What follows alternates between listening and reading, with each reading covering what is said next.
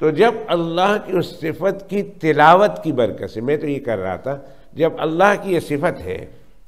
ان اللہ علی کل شیء قدیر، ہر چیز پر وہ قادر ہے، جب اللہ کی یہ صفت ہوئی اور اس صفت کے ذکر کی برکت سے، تلاوت کی برکت سے بندے کے اندر اتنی پاور آتی ہے، تو جس کی یہ صفت ہے وہ پتہ نہیں کتنا بڑا قدرت والا ہوگا، اس کی ذات کتنی طاقت والی اور قدرت والی ہوگی۔ یہ سوچنے والی بات، جس نے ایک گندے پانی کے نطفے پر اپنی قدرت کی کاریگری کا اظہار کر کے اتنا خوبصورت ترین انسان بنا دیا ہو، وہ اللہ کتنی قدرت کا مالک ہوگا۔ ایک کنکر نہیں تھا، ایک کنکر،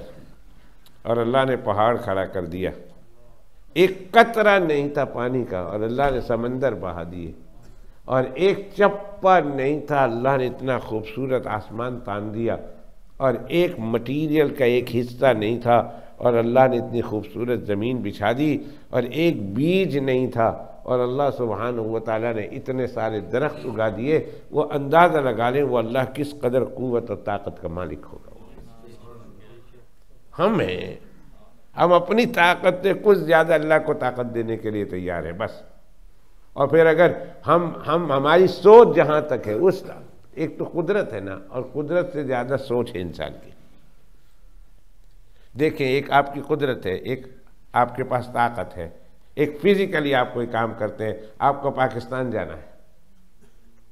آپ گھر سے نکلیں گے 10 گھنٹے میں 12 گھنٹے میں پاکستان پہنچیں گے، یہ آپ کی فزیکل قوت ہے، فزیکل طاقت ہے۔ اور اگر وایا کہیں ادھر ادھر سے گئے تو پھر 16 گھنٹہ بھی ہو سکتے ہیں، اور کہیں پلین لیٹ ہوئی تو 24 گھنٹہ بھی ہو سکتا ہے۔ یہ آپ کی فزیکل قدرت ہے، لیکن آپ کی سوچ، آپ ادھر بیٹھے ہیں اور پاکستان سوچیں تو منٹوں میں آپ پاکستان ہیں۔ آپ اپنے گاؤں میں ہیں، آپ اپنے گھر میں سوچو نا، کیوں جی مرالا پہنچ گیا، اپنے پنڈ وچ، اپنے کار وچ، اپنے بیڈ وچ، اپنے کمرے وچ اتھے ہیں۔ مرالا پاکستان تو یہ ہے، آپ کینیڈا کے اس کونے میں سوچیں یا نیوزی لینڈ کے اس کونے میں سوچیں، منٹوں سیکنڈوں میں آپ وہاں ہیں، سوچ آپ کی۔ یہ آپ کی سوچ کی بات کر رہا ہوں۔ تو ہماری سوچ بہت زیادہ ہے، لیکن بہت فاسٹ ہے، بہت تیز ہے ہماری سوچ، اور ہم اپنی سوچ کی حد تک اللہ کو پاور دینے کے لیے تیار ہیں۔ اس سے زیادہ ہم اللہ کی قدرت کو اور صفت کو پہچاننے نہیں سکتے ہیں۔ یاد رکھیے، جہاں انسان کی سوچ ختم ہوتی ہے، جہاں انسان کی سوچ کی انتہا ہوتی ہے، وہاں سے تو اللہ کی قدرت شروع ہوتی ہے، وہاں سے اللہ کی قدرت شروع ہوتی ہے، جہاں انسان کی سوچ ختم ہوتی ہے۔ اور انسان کی سوچ انسان کے فزیکل طاقت سے بہت زیادہ ہے، جسمانی طاقت سے بہت زیادہ ہے، اور جہاں سوچ سوچ کر ہم اللہ سبحانہ و تعالیٰ کی قدرت کو سوچ کر جہاں ہم تھک جاتے ہیں، جہاں ہم ختم ہو جاتے ہیں، وہاں سے تو اللہ کی قدرت شروع ہوتی ہے میرے بھائی۔ ہم اس اللہ کو کیا سمجھیں، اللہ کی قدرت کو کیا سمجھیں، اور پھر اللہ کو کیا سمجھیں ہم۔ قرآن مجید میں 2 مرتبہ اللہ نے شکایت کی ہے، 2 مرتبہ، کہ ما قدر اللہ حق قدر ہی، ایک 7ویں پارے میں اور ایک 24ویں پارے میں اللہ سبحانہ و تعالیٰ 2 مرتبہ شکایت کرتے ہیں، ما قدر اللہ حق قدری، میرے بندے جس قدر اللہ کو پہچاننا چاہیے تھا تم نے اللہ کو پہچانا نہیں، اور جس قدر اللہ کی قدر کرنی چاہیے تھی تم نے اللہ کی قدر نہیں کی۔ ما قدر اللہ حق، اللہ کی عظمت کو نہیں پہچانا۔ اس لیے بعض لوگ معراج کا انکار کر دیتے ہیں، معراج شریف کا انکار کیسے ممکن ہے کہ آسمانوں تک پہنچے اور ایک رات میں جائیں اور تھوڑی دیر میں واپس آ جائیں، یہ کیسے ممکن ہے؟ ہاں اے بندے، یہ ممکن نہیں تمہاری سوچ کے مطابق، مگر رب چاہیں اپنی قدرت کا مظاہرہ کرنا چاہیں تو رب کے لیے کون سی مشکل بات ہے؟ بس نہیں ہے۔ تم نے اپنی سوچ کے مطابق انکار کر دیا، تم نے اپنی سوچ کے مطابق کہہ دیا کہ ایسا ممکن نہیں ہے، یہ تمہاری سوچ ہے، اور تمہاری سوچ میں اللہ کی قدرت نہیں آ سکتی، یہ اللہ جہاں تمہاری سوچ ختم ہوتی ہے وہاں سے تو رب کی قدرت شروع ہوتی ہے۔ اب ایک چھوٹی سی چونٹی ہے، مثالیں یاد آ رہی اس لیے میں دیتا چلوں، ایک چھوٹی سی چونٹی ہے، آپ اس چھوٹی سی چونٹی کو اپنے ہاتھ پر رکھ لیں اور اس کو کان پر لے جائیں، اس کی آواز سن لیں گے؟ بلکہ اس چھوٹی سی چونٹی کو اپنے کان پہ پھیرائیں، اپنے کان کے اندر لگائیں، اور وہ کچھ بول رہی ہے، کچھ سن رہی ہے، کچھ کہہ رہی ہے، آپ نہیں سن پاتے لیکن میرا اللہ تحت الثری، زمین کے نیچے، زمین کے نیچے جو چونٹی چل رہی ہے، صرف چونٹی کو زمین کے نیچے دیکھتا نہیں ہے، زمین پر جب وہ چلتی ہے تو زمین پر جو دھنک اٹھتی ہے، اس کے پیر، کمزور پیر کی وجہ سے زمین میں جو حرکت ہوتی ہے اور اس حرکت سے جو آواز ہوتی ہے، اللہ زمین کی اس حرکت کی آواز کو بھی سنتا ہے، اور وہ چونٹی جو اللہ کو پکارتی ہے، اللہ اس کی آواز کو بھی اتنی قدرت اور قوت اور طاقت سے سنتے ہیں، جس طرح جبرائیل علیہ السلام سدرۃ المنتہا 7ویں آسمان سے آگے اپنے لاسٹ اسٹیشن پر کھڑے ہو کر اللہ کو جو پکارتے ہیں، اللہ جس طرح اس کی آواز کو صاف سنتے ہیں، اس چونٹی کی آواز کو بھی اللہ اتنا ہی صاف سنتے ہیں۔ یہ اللہ کی قدرت، یہ اللہ کی قدرت۔ کون اللہ کی قدرت کو پہچانے؟ کون اللہ کی قدرت کو جانے؟ واللہ اللہ تو نے سچ شکایت کی ہے، اور تو نے سچ کہا ہے، ما قدر اللہ حق کا قدر ہی، آپ نے، انسان نے اللہ کی اس قدر نہیں کی، اللہ کی عظمت کو نہیں پہچانا جس طرح پہچاننا چاہیے تھا۔ ہم نے نہیں پہچانا اللہ کی قدرت، اللہ کی طاقت کو۔ اگر ہم اللہ کی قدرت کو اور اللہ کی طاقت کو پہچان جائیں اور پھر اس کے بعد دعا کے لیے ہاتھ اٹھائیں تو کوئی چیز ہمارے لیے ناممکن نہ رہے، اس لیے کہ ہم اپنی قوت پر، اپنی سوچ پر بھروسہ نہیں کریں گے، پھر اللہ کی قدرت پر بھروسہ کریں گے۔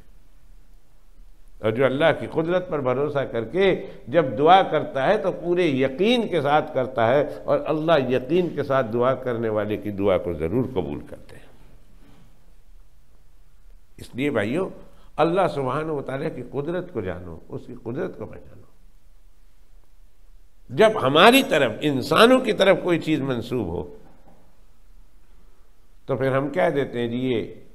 کرامت ہے، جاننے والے کہہ دیتے ہیں کرامت ہے، اللہ کے ولی کے ہاتھوں ہو یا اللہ کے نبی کے ہاتھوں ہو تو ہم کہہ دیتے ہیں کہ معجزہ ہے۔ تو جب ایک نبی اور ایک اللہ کا ولی ایسے کام کر سکتا ہے جو اللہ سبحانہ و تعالیٰ نے اس بندے کے اندر رکھی ہے، تو جس نے رکھی ہے اس کے اندر کتنی پاور ہوگی،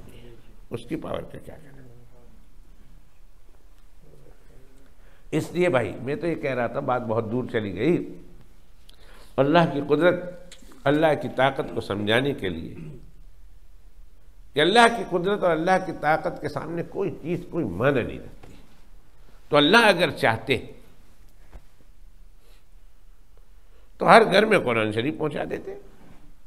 ہر گھر میں قرآن شریف ہوتا، اور ایسے پیپر پر لکھ دیتے جو نہ جلانے سے جلے، جو نہ پگھلانے سے پگھلے، اور نہ جو پرانا ہونے سے پھٹے اور ٹوٹے۔ اللہ تعالیٰ ایسے مٹیریل پر قرآن شریف لکھا کر ہمیں دے دیتے کہ ہمارے پاس ہماری نسل در نسل در نسل در نسل چلتا رہے۔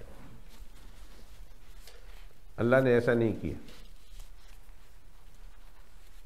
بلکہ اللہ سبحانہ و تعالیٰ نے قرآن شریف کو جناب رسول اللہ صلی اللہ علیہ وسلم کے قلب اطہر پہ اتارا، اور اللہ کے پیغمبر علیہ السلام کے ذریعہ سے امت تک یہ پیغام پہنچایا کہ یہ ہے میرا قرآن پاک اور یہ ہے میرے احکامات، ان احکامات پر عمل کرو، کرنے والے کام یہ ہے جو تم نے کرنے ہیں، اور بچنے والے کام یہ ہے جس سے بچنا ہے۔ دیکھو میں صرف قرآن شریف میں حکم نہیں دیتا، میں تمہارے سامنے مثال اور قصص بھی بیان کرتا ہوں، پچھلے زمانے کے لوگوں کے احوال بھی بیان کرتا ہوں کہ جس کو میں نے حکم دیا تھا انہوں نے اس پر عمل کیا تھا تو ان کے ساتھ یہ انجام ہوا، اور جن کو میں نے کہا تھا کسی کام کے کرنے کا اور کسی کام سے بچنے کا، وہ کام نہیں کیا یا اس کام سے بچ نہ سکے تو ان کا یہ انجام ہوا۔ اللہ تیری رحمت پہ قربان جاؤں کہ تو نے انسان کے سامنے ساری باتیں کھول کر بیان کر دی کہ یہ میرا حکم ہے، کر لینا،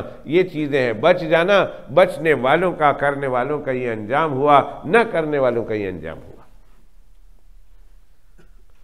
سوال یہ ہے کہ اللہ نے رسول اللہ صلی اللہ علیہ وسلم پر کیوں نازل کیا؟ قرآن شریف یہ ہے، قرآن شریف میں اللہ فرماتے ہیں کہ ما آتاکم الرسول فخذوہ وما نہاکم عنہ فانتہوہ۔ میں قرآن شریف اپنے حبیب و محبوب حضرت محمد الرسول اللہ صلی اللہ علیہ وسلم پر نازل کر رہا ہوں، اور قرآن مجید کا 14واں سپارہ لِتُبَيِّنَ لِلنَّاسِ مَا نُزِّلَ إِلَيْهِمْ، میرا پیغمبر کی ڈیوٹی میں دے رہا ہوں کہ جو چیزیں میں ان پر اتار رہا ہوں یہ کھول کھول کر تمہارے سامنے واضح انداز میں تمہارے سامنے پیش کرے کہ یہ اللہ کا حکم ہے، اس پر عمل کرنا، اور یہ اللہ سبحانہ و تعالیٰ کی نوائی ہے، اس سے بچنا، کرو گے تو یہ ہوگا، بچو گے تو یہ ہوگا، اور نہیں کرو گے تو یہ نقصان ہوگا، نہیں بچو گے تو یہ نقصان ہوگا۔ پیغمبر علیہ السلام پر اللہ نے اس لیے نازل کیا کہ وہ تمہیں اللہ سبحانہ و تعالیٰ کی باتیں کھول کھول کر بیان کرے، اس لیے کہ اللہ سبحانہ و تعالیٰ کی بہت ساری باتیں ایسی ہیں کہ جس کو تم نہیں سمجھ سکتے، اور تم نہیں سمجھ سکو گے تو دنیا کا قاعدہ یہ ہے کہ جب کوئی کتاب لکھنے والا لکھے، کوئی بات کرنے والا بات کرے، اور اگر آپ بات اس کی نہیں سمجھے ہیں تو آپ اس سے پوچھتے ہیں ارے بھائی بتاؤ نا تیری بات کا یہ مطلب کیا ہے، تیری اس بات کا مطلب کیا، تیری اس بات کا مطلب کیا؟ تمہارے اندر تو اتنی گٹ فیلنگ نہیں ہے کہ تم اللہ سبحانہ و تعالیٰ سے اس کی باتیں پوچھو کہ اللہ آپ نے یہ بیان کیا ہے، اس کی تفصیل کیا ہے، اور آپ نے یہ بیان کیا اس کی تفصیل کیا ہے۔ بلکہ اگر آپ نے پوچھنا چاہیں تو بھی آپ اللہ سبحانہ وتعالیٰ سے گفتگو نہیں کر سکتے۔ اللہ نے نبی کریم صلی اللہ علیہ وسلم پر نازل فرمایا اور فرمایا کہ بھائی اللہ کے پیغمبر علیہ السلام کی ڈیوٹی ڈالی کہ جو چیزیں ان کی سمجھ میں نہ آئے وہ چیزیں ان کے سامنے کھول کھول کر بیان کر دو، اور آگے ہمیں حکم ہے ما آتاکم الرسول فخذوہ وما نہاکم عنہ فانتہوا۔ قرآن مجید میں اللہ سبحانہ و تعالیٰ بڑی وضاحت کے ساتھ فرماتے ہیں کہ میرا پیغمبر جو دے سمجھو میں نے دیا ہے، اور میرا پیغمبر جس چیز سے روکے سمجھو میں نے روکا ہے، لے لو اسے۔ ایک عورت آئی حضرت عبداللہ ابن مسعود رضی اللہ تعالیٰ عنہ کے پاس،